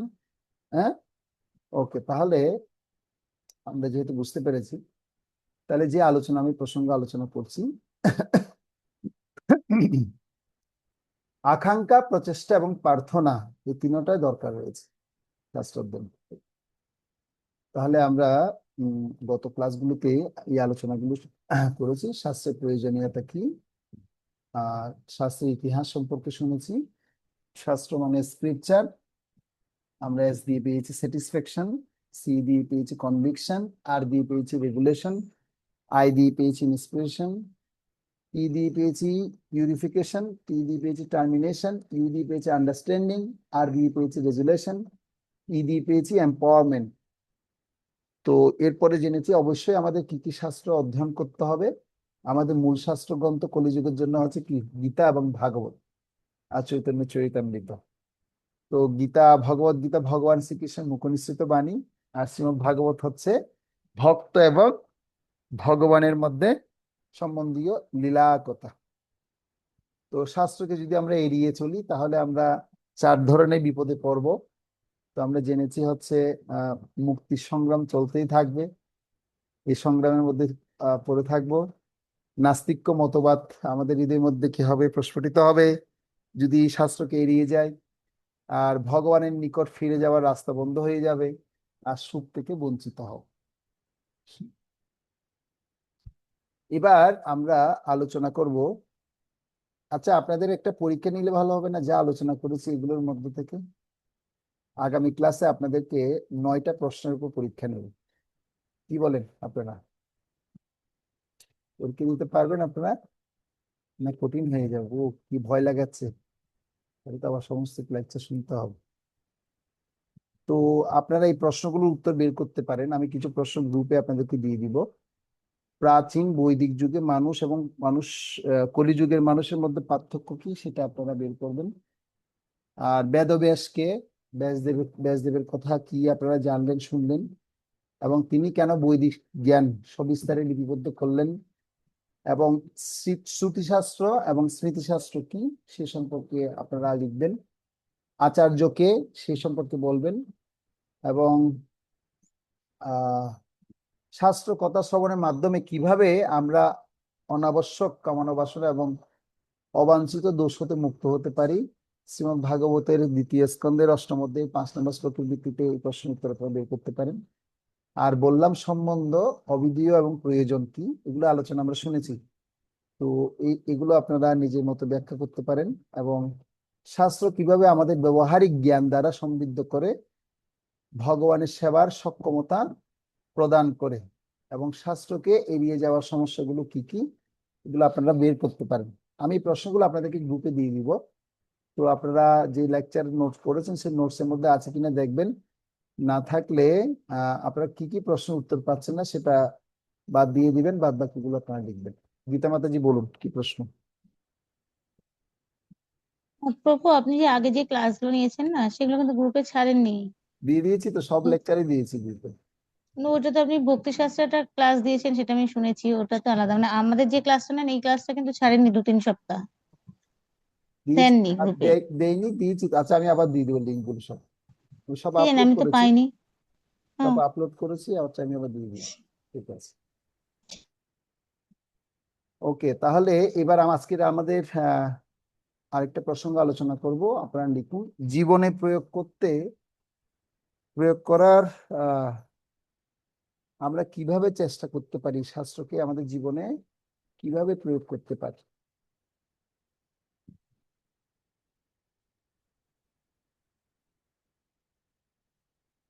তো ব্যাপার হচ্ছে, আপনার সামনে উপস্থিত জীবনের যে পরীক্ষাগুলো আপনাদের সবসময় ফেস হতে হচ্ছে, প্রথমে আপনারা কি করবেন, যত সমস্যা আপনারা পড়বেন, যত চ্যালেঞ্জের মধ্যে আপনারা পড়বেন, সেগুলো আপনারা একটা ডায়েরিতে লিখুন। ডায়েরিতে লিখতে হবে প্রথমে, এবং দিন শেষে কয়েক মিনিট সময় আপনারা বের করে সেই দিন আপনি অন্যের সাথে বা নিজের সাথে কি কি সমস্যা এবং দ্বন্দ্ব ও কঠিন পরিস্থিতির মুখোমুখি আপনি হয়েছেন, তা আপনি 1 সপ্তাহ ধরে সেটা লিখুন। এবার আপনি শাস্ত্রের বিষয়ে কি নির্দেশনা বা সমাধান করছে, তো আপনি সপ্তাহ শেষে তার উপর আলোকপাত করার চেষ্টা করুন, বা আপনি কি কি জানেন, এই সমস্যা পড়লে কি কি শাস্ত্রের সিদ্ধান্ত আছে, ভগবদ গীতা থেকে আপনি খোঁজার চেষ্টা করুন। তাহলে দেখবেন আপনার সামনে যে পরীক্ষাগুলো আসছে, যে সমস্যাগুলো আসছে, সেগুলো সমাধান করার জন্য আপনি একটু উৎসাহ উদ্দীপনা লাভ করতে পারবেন। এটা হচ্ছে প্রথম পয়েন্ট। দ্বিতীয় হচ্ছে, আপনার অতীতের উজ্জ্বল স্মৃতির ধ্যান আপনি করুন। আপনার জীবনে এমন কতগুলো মুহূর্তের কথা স্মরণ করুন, যখন ভগবানের কথা শ্রবণ করে আপনি হৃদয়ে অফুরন্ত আনন্দ আপনি পেয়েছেন, উপলব্ধি করেছেন। তো সেগুলি যথাসম্ভব ভাবে বিস্তারিত ভাবে লিখে রাখুন। এবং কঠিন সময়ে যখন আধ্যাত্মিক উৎকর্ষতায় ঘাটতি হবে, আধ্যাত্মিকতা কমে যাবে, তখন আপনি সেই ডায়েরি খুলে আপনার সেই অনুভূতিগুলো পড়তে থাকুন। আমি পড়ি, কিন্তু আমি আমার যখন ভক্তি জীবনে যখন ছিলাম, চ্যালেঞ্জ গুলো যখন নিয়েছিলাম, সেগুলো লেখা ছিল আমাদের কি কি চ্যালেঞ্জ গুলো। তখন পরবর্তীতে আমি যখন পড়ছি, আনন্দ পাচ্ছি, দেখছি সে ডায়েরি অনেকে উল্টিয়ে পড়ে, বলছে কি আপনার এই পয়েন্টটা পড়লাম, আমার এত ভালো লেগেছে, আমার জীবনের সাথে পুরো প্র্যাকটিক্যাল মনে হয়েছে। তো সেটা শুধু আপনাকে অনুপ্রাণিত দিলে তাই না, সেটা আমার নিজের মধ্যেও সেটা কি হবে, অনুপ্রেরণা যোগাবে। হ্যাঁ, তো সেজন্য আমরা এরকম অনেক পরিস্থিতি আছে না, যেমন আপনি কখনো ট্যুরে গেলেন, ট্যুরে গিয়ে এত বৈষ্ণবদের সাথে আপনি মিশলেন, বৈষ্ণবরা আপনাকে এত হেল্প করেছে, আপনি সেই স্মৃতির কথা আপনি লিখে রাখেন। যখন কখনো যদি সে বৈষ্ণবের সাথে যখন মনোমালিন্য হবে, আপনি সেই স্মৃতিটা পড়লে তখন আপনার সেই মনোমালিন্য করতে ইচ্ছে করবে। এগুলো হচ্ছে প্র্যাকটিক্যাল টিপস। যদি আমরা সেটা করি, এই সমস্ত সমস্যা থেকে আমরা মুক্ত হতে পারবো। এটা জীবনে প্রয়োগ করা একটা সবচেয়ে উজ্জ্বলতম দিক। তারপর বলা হচ্ছে যে পরম্পরার উপর ধ্যান করুন। এক এক করে আমাদের পরম্পরাভুক্ত মুখ্য আচার্যবর্গের অসাধারণ অবদান এবং তাদের শ্রদ্ধাপূর্ণ উচ্চ অবস্থানের উপর ধ্যান করুন এবং লেখার অভ্যাস করুন। যেমন এই যে আমরা স্বর গোস্বামীদের কথা বলি, জয়রূপ শ্রী সনাতন ভট্ট রঘুনাথ, শ্রীজীব গোপাল ভট্ট দাস রঘুনাথ, এই সমস্ত গোস্বামীদের জীবনী পড়া উচিত আমাদের। কিভাবে পাবেন, কোথায় পাবেন? গৌড় পার্শ্ব চরিতাবলী গ্রন্থ রয়েছে, সেই গ্রন্থগুলো আপনারা সংগ্রহ করুন, করে করে পড়তে থাকুন। তখন তাদের জীবনের সাথে আমাদের জীবনের অনেক কিছু বিষয় কি হয়ে যাবে, মিলে যাবে। তো আমি চিন্তা করেছি, আমি পরবর্তী কিছু ক্লাসে আমি এইভাবে আপনাদের সাথে আলোচনা করব, যে রঘুনাথ দাস গোস্বামী তিনি তার জীবন থেকে আমরা কি কি শিক্ষা লাভ করতে পারি। হ্যাঁ, সনাতন গোস্বামী জীবন থেকে কি শিক্ষা লাভ করতে পারি, রূপ গোস্বামী জীবন থেকে কি শিক্ষা লাভ করতে পারি। এর সব পুরাটা কি রয়েছে, একটা বেসমেন্ট রয়েছে। তো এইভাবে যখন আমরা কি করব, মানে আচার্যবর্গের অসাধারণ অবদানের কথা যখন শুনবো, শ্রদ্ধাপূর্ণ ভাবে যখন সেগুলো ব্যক্ত করার চেষ্টা করব, তখন আমার মধ্যে কি হবে, এই আমার জীবনের যে সমস্যা আছে সেগুলোকেও মুক্ত হতে পারবো এবং জীবনে প্রয়োগ করতে পারবো, তাদের থেকে উৎসাহ এবং দৃঢ়তা লাভ করতে পারবো। এটা হচ্ছে পয়েন্ট। এবার হচ্ছে আমাদের নতুন একটা সেকশনে যাচ্ছি, সেই সেকশনটার নাম হচ্ছে আমরা শাস্ত্র অধ্যয়নের মনোভাব কিভাবে তৈরি করব। এই যে পড়াশোনা করব, শাস্ত্র অধ্যয়নের মনোভাব কি হবে। তো কথা হচ্ছে, শাস্ত্র অধ্যয়ন শুধু বুদ্ধির অনুশীলন নয়, এটা হৃদয়ের অনুভব। এই কথাটা লিখতে পারেন, শাস্ত্র অধ্যয়ন শুধু বুদ্ধির অনুশীলন নয়, হৃদয়ের অনুভব। ঠিক আছে, শাস্ত্র অধ্যয়ন শুধু বুদ্ধির অনুশীলন নয়, এটি হৃদয়ের অনুভব। আমরা তো দেখি জাগতিক পড়াশোনা যা করি সেগুলো বুদ্ধিকে তৃপ্তি দেওয়ার জন্য, কিন্তু হৃদয়ের মধ্যে অত আনন্দ আমরা পাইনি। যদি আনন্দ পেতাম, তাহলে ছোটবেলা থেকে যা পড়াশোনা করে আসছি, প্রায় পড়াশোনা আমাদের মনে থাকার কথা, কিন্তু কতটা পড়াশোনার কথা মনে আছে, কিন্তু যেটা হৃদয়ের মধ্যে অনুভূতি হয়েছে সে সমস্ত পড়াগুলো কিন্তু এখনো আমাদের কি হয়, সেগুলো আমাদের হৃদয়ের মধ্যে থেকে সেটা বেরিয়ে আসে, সে শব্দগুলো, সে কথাগুলো। তাই শাস্ত্র অধ্যয়ন শুধু বুদ্ধির অনুশীলন নয়, হৃদয়ের অনুভব। বিষয়টা আমাদের প্রত্যেককে জানতে হবে। তো এখানে একটা কাহিনী আপনাদেরকে এখন আমি শোনাবো। কাহিনী হচ্ছে, একজন আরেকজনকে প্রশ্ন করছে, তুমি কি জানো শ্রীকৃষ্ণ কেন ময়ূরের পালক ধারণ করেন? আমার বন্ধু যে ছুড়ে দেওয়া প্রশ্ন, তিনি আমাকে প্রশ্ন ছুড়ে দিলেন। তো সেই প্রশ্ন শুনে আমি যেন ধাক্কা খেয়ে গেলাম। এরকম অনেকে আমাদের প্রশ্ন করেন, আরে আপনি বলুন তো দেখি, কৃষ্ণের মাথায় যে ময়ূরপুচ্ছটা আছে, কেন ময়ূরপুচ্ছ কৃষ্ণ ধারণ করেন বলুন। তখন আমাদের মনে একটা ধাক্কা খেয়ে যায়। তো সেই শিব বিগ্রহের যে ভগবানের যার যার যে মন্দির আছে, যেমন আপনাদের মন্দিরে ওখানে গণনিতাই, হ্যাঁ, হয়তো তার মাথায় মস্তকে ময়ূরপুচ্ছ পরানো হয়েছে, বা কৃষ্ণের মস্তকে বা মাধবের মস্তকে ময়ূরপুচ্ছ পরানো হয়েছে। তো এই বিগ্রহকে সজ্জিত করা হয়েছে। তো এখন এই উত্তরটি জানতে, আপনি উত্তরটা জানেন না, তো এখন উত্তরটি তো আপনাকে জানতে হবে। তো সেজন্য আপনি কি করবেন, যে এই উত্তরটি জানে তার কাছে আপনি যাবেন, যে তাকে আপনি জিজ্ঞাসা করতে পারেন, আচ্ছা প্রভু, আমি তো আসলে এই ব্যাপারটা জানি না, আমার বন্ধু একটু প্রশ্ন করে বসেছে, তো আমি কিভাবে এই প্রশ্ন উত্তর পেতে পারি? তখন সে বন্ধু আপনাকে শান্তভাবে উত্তর দিবেন, শ্রীকৃষ্ণের মনোহারী বংশীবাদন শুনে ময়ূরদের অনেক ভালো লেগেছিল এবং তাকে উপহার স্বরূপ তাকে এই ময়ূরপুচ্ছটা প্রদান করেছিল।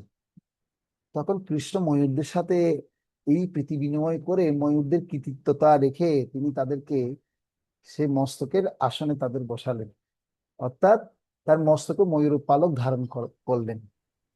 তো এখন ব্যাপার হচ্ছে যে এই যে বিষয়টা, এটা যদি আপনি যদি অনুশীলন না করতেন বা তার সাথে শেয়ার না করতেন, তাহলে আপনি কখনো জানতে পারতেন? পারতেন না। তো সেজন্য আমি যেটা ভেবেছি সেটা হয়তো যথার্থ নাও হতে পারে, কিন্তু যখন আমি যথাযথ কর্তৃপক্ষের কাছ থেকে যখন শুনবো, সেটা তখন যথার্থতা আসবে। তো এই জন্য আমাদেরকে কি করতে হবে, এই সম্পর্কে যে শাস্ত্রীয় কি রেফারেন্স আছে, সেই রেফারেন্সের কথা আমাদের অবশ্যই মানতে হবে। যদি আপনি মনে হচ্ছে না আসলে এই কথা যে বলে দিলেন যে আসলে কৃষ্ণ বংশীবদনে ময়ূর খুব খুশি হয়েছে, তো আমি ভেবেছিলাম আসলে যথার্থই বলেছি, কিন্তু আসলে আমি সামান্যই জানতাম, আরো অনেক কিছু কিন্তু জানার বাকি ছিল। এই কাহিনী কিন্তু ওখানে শুরু বা শেষ না, এর আরো অনেক কাহিনী রয়েছে, সেটা যদি আপনি শাস্ত্র না পড়েন তাহলে জানবেন কিভাবে? তাহলে ঠিক আছে, এটি ঠিক, কিন্তু অন্য অন্য অনেক কারণ আছে। সে সেটি বলল। সেটি কি বললো, আমি জিজ্ঞাসা করলাম, এখন আমি সব অজানা রহস্য উন্মোচন করতে খুব কৌতূহলী হলাম, আপনি আমাকে পুরোটাই বলুন ব্যাপারটা কি হয়েছে। তো মৃদু হেসে তখন সে উত্তর দিল, শ্রীমতী রাধারানীর একটি পোষা ময়ূর ছিল। রাধারানীকে মুগ্ধ করতে শ্রীকৃষ্ণ সে ময়ূর পালকটি ধারণ করেছিলেন। আমি একই সঙ্গে শিহরিত এবং বিস্মিত হয়েছিলাম। শাস্ত্র জ্ঞানে অগাধ ভান্ডার থেকে খর্বত কত কিছুই না আমার জানা আছে, কিন্তু আমি এভাবে চিন্তা করলাম, দৃষ্টি বিনিময় করে আমরা আমাদের মুখে শ্রীমতী রাধারানী এবং শ্রী বৃন্দাবন বিহারী অপূর্ব বিগ্রহগণের দিকে নয়ন নিবদ্ধ করলাম। তারা অত্যন্ত কৃপাপূর্ণ নয়নে হাসছিল। আমার মনে হলো এই মুহূর্তে তাদের হাসিটা যেন একটু বেশি বিস্মিত, কারণ তারা লক্ষ্য করেছেন আমরা আমাদের চক্ষু এবং কর্ণ উভয়ই দিয়েই তাদের সৌন্দর্যে আনন্দে আহ্লাদিত হয়েছে। আমার বন্ধুটি তখন লাফ দিয়ে উঠে প্রশ্ন করলো, তুমি কি জানো কৃষ্ণ কেন একাধিক ময়ূর পালক ধারণ করেন? তখন বেশ সম্পর্কে আনন্দিত হয়ে তখন বিশেষ কিছু পড়নি বা শুনিনি, ভাবিনি। আমি তখন শ্রী বৃন্দাবন বিহারীকে একটি ময়ূর পালক দিয়ে সিঙ্গার করছি এবং বহুবার। তার মানে এই যে কৌতূহল, সেই কৌতূহলটা সে পেলো কিভাবে, তার বন্ধু তাকে যখন আরো ডিটেলস যখন বলেছে, বলার সাথে সাথে তার আনন্দটা আরো আরো উল্লাসিত হয়ে গেছে। তখন সে এইভাবে উল্লাসিত হয়ে তখন সে ভগবানের সেবা করার জন্য আরো পুরো মনোনিবেশ তৈরি করেছে। তো আমরা যখন এরকম শাস্ত্রের কথা যখন আমরা শুনি, তখন আমাদের মধ্যে এই অনুপ্রেরণাটা জাগে। কি অনুপ্রেরণা জাগে? এই মনোভাবটা তৈরি হয় না, আমিও ভগবান কৃষ্ণ কিভাবে সাজাবে, আমিও ভগবানকে এভাবে আমি কি করব, ভগবানের প্রতি আমি সমস্ত বক্তব্যগুলো নিবেদন করব। তো আমরা আমাদের মধ্যে যে দেখতে পাচ্ছি, আমাদের কালকে থেকে ঝুলন যাত্রা শুরু হবে। ঝুলন যাত্রার জন্য খুব সুন্দর করে ভক্তরা, কয়েকজন ভক্ত খুব সুন্দর সাজাচ্ছিলেন ভগবানকে, স্বয়ং ভগবানকে ক্লে দিয়ে ভগবান বানিয়ে ফেলেছেন। এত সুন্দর করে বানিয়েছেন, আমার খুব অপূর্ব মানে মনে হচ্ছিল। ভাই তুমি এত বুদ্ধি কিভাবে পেলে, তুমি তো এই নিয়ে পড়াশোনা করোনি। বলছে প্রভু, আমি আমি শুধু চিন্তা করেছি আর ভক্তদের কাছ থেকে শুনেছি, শুনে সেভাবে কোরআন তৈরি করেছি, যে কাহিনী এখানে বলা হচ্ছে। সেজন্য শাস্ত্র থেকে যখন শুনবো, সাধু মহাত্মার কাছ থেকে যখন শুনবো, তখন সেটা কি হবে, আমার মনোভাব তৈরি হবে যে ভগবানের সেবা করার জন্য। হ্যাঁ, তো এই জন্য আমাদের উচিত হচ্ছে কি করা, আধ্যাত্মিক সংস্কৃতির সাথে যুক্ত হওয়া। এই জন্য আধ্যাত্মিক সংস্কৃতি মানে আমাদের 5S মনে রাখা উচিত। একটা 5S এর ফর্মুলা আপনাদেরকে দিচ্ছি। তো সে আধ্যাত্মিক সংস্কৃতিটা কি, সেটা হচ্ছে প্রথম S হচ্ছে, মানে আপনাকে কি করতে হবে, স্বাধ্যায় বা শাস্ত্র অধ্যয়ন করতে হবে। প্রথম S স্বাধ্যায় বা শাস্ত্র অধ্যয়ন করতে হবে। দ্বিতীয় S হচ্ছে আপনাকে সাধনা করতে হবে। তৃতীয় S হচ্ছে আপনাকে সেবা করতে হবে। চতুর্থ S হচ্ছে আপনাকে সদাচার মানতে হবে। এবং পঞ্চম S হচ্ছে আপনাকে সঙ্গ লাভ করতে হবে। কি সঙ্গ? সাধু সঙ্গ লাভ করতে হবে। প্রথম S হচ্ছে স্বাধ্যায়, দ্বিতীয় S হচ্ছে সাধনা, তৃতীয় S হচ্ছে সেবা, চতুর্থ S হচ্ছে সদাচার, পঞ্চম S হচ্ছে সঙ্গ। ঠিক আছে? তো এটাকে হচ্ছে কি আধ্যাত্মিক সংস্কৃতি। এই সংস্কৃতির দ্বারা কি হবে, আমাদের পারমার্থিক উন্নতি এবং শাস্ত্র আয়ত্তকরণের জন্য সুস্থ শাস্ত্র অধ্যয়ন, স্বাধ্যায় আমাদের অধ্যবসায় এবং মেধার উপর নির্ভর করে না। এটা কি করবে, বরং তা আধ্যাত্মিক অনুশীলন সাধনার প্রতিও আমাদের একাগ্রতা হতে হবে। এবং ভগবান তার ভক্তদের প্রতি, হ্যাঁ, নিবেদিত আমাদের ভক্তিমূলক সেবা বাড়াতে হবে। আমাদের মনোভাব এবং আচরণ অর্থাৎ সদাচার, হ্যাঁ, কি করতে হবে, ঠিক করতে হবে। আমরা কাদের সঙ্গ করছি এবং গুরুদেব ও সাধারণ ভক্তগণের কাছ থেকে আমরা যে নির্দেশনা বা আশীর্বাদ প্রাপ্ত হই, তার উপর আমাদের নির্ভর করছে। সেজন্য সাধ্যায়, সাধনা, সেবা, সদাচার এবং সঙ্গ হলেই এই পরস্পর নির্ভরশীল উপাদান, এগুলো যখন একত্রিত হয়ে ক্রিয়াশীল হয়, তখন একটি সমৃদ্ধ আধ্যাত্মিক সংস্কৃতি আপনি গড়ে তুলতে পারবেন। বুঝা যাচ্ছে? তাহলে 5S ফর্মুলাটা আমাদের প্রত্যেককে মনে রাখতে হবে। কি জানলাম? স্বাধ্যায়, সাধনা, সেবা, সদাচার এবং সঙ্গ। ঠিক আছে? এই বিষয়টা আমাদের সবাই খেয়াল রাখতে হবে। শাস্ত্রের নিয়মানুগ অধ্যয়ন করা অত্যন্ত গুরুত্বপূর্ণ, তবে আমাদের পাণ্ডিত্য বা মেধার নির্বিশেষ সঠিক মনোভাব নিয়ে এটি আধ্যাত্মিক সংস্কৃতির অংশ হলেই কেবল অধ্যয়নের সর্বোত্তম সুফল লাভ করা সম্ভব হবে, না হলে কিন্তু সম্ভব না। এই জন্য আমাদের কি করতে হবে, এই সংস্কৃতিকে গড়ে তোলার জন্য হম আমাকে ধ্যান দিতে হবে যে আমি আমার জীবনে আসলে কতটুকু ভগবত গীতার শ্লোক পড়েছি, মুখস্থ করেছি, ভাগবতম শ্লোক পড়েছি, মুখস্থ করেছি, তাৎপর্য পড়েছি। হ্যাঁ, তো সেই পূর্বের সময়গুলোতে ধ্যান দিতে হবে আমি কি কি শাস্ত্র আমার জানা আছে, এবং সেই শাস্ত্রগুলোকে আমি আসলে আস্বাদন করতে পারছি কিনা। তো এই ব্যাপারটা আমাদের খুবই গুরুত্বপূর্ণ। অনেক বছর মানে একাগ্রভাবে আধ্যাত্মিক সংস্কৃতি অনুসরণ করার ফলেই গভীরভাবে শাস্ত্র উপলব্ধিতে আমি মনোনিবেশ বা অবদান রাখতে পারবো। যদি আমি অনেক বছর ধরে যদি এই ধরনের অনুশীলন না করি, তাহলে সেটা শুধুমাত্র, ছিল প্রভুপাদ বলছে, ইটিং আর স্লিপিং এর মতো অবস্থা। খেয়েছি আর ঘুমিয়েছি, খেয়েছি আর ঘুমিয়েছি, আর তেমন কোনো কিছু কি দিইনি, গুরুত্ব আমি দেইনি। সে বলছে, এটা আমাদের ছিল প্রভুপাদ বলছে, this is our not hotel. Hare Krishna, ধন্যবাদ ধন্যবাদ। বুঝছে? এটা আমাদের কি নয়, হোটেল নয়। এটা হচ্ছে আমাদের কি, এটা হচ্ছে আমাদের একটা ইনস্টিটিউশন। এই ইনস্টিটিউশনে এসে আমাদের অবশ্যই বৈষ্ণব সদাচার শিক্ষা গ্রহণ করতে হবে, অধ্যয়ন করতে হবে, অন্যদের মাঝে পরিবেশন করতে হবে। তাহলে সেই সদাচারটা আমরা লাভ করতে পারবো। হম এবং সেই সদাচারটার মাধ্যমেই আমি আমার জীবনে কে আহ কি করতে পারবো, আমার জীবনকে সফল করতে পারবো। তাহলে আমরা আজকে এই পর্যন্ত পড়লাম। আগামী ক্লাসে আমরা জানবো যে শাস্ত্রের একজন ভালো শিক্ষার্থী হতে গেলে কি কি গুণাবলী আমাদের দরকার হবে। এটা আগামী ক্লাসে আমরা শুনবো। হরে কৃষ্ণ কৃষ্ণ কৃষ্ণ হরে হরে, হরে রাম রাম রাম হরে হরে।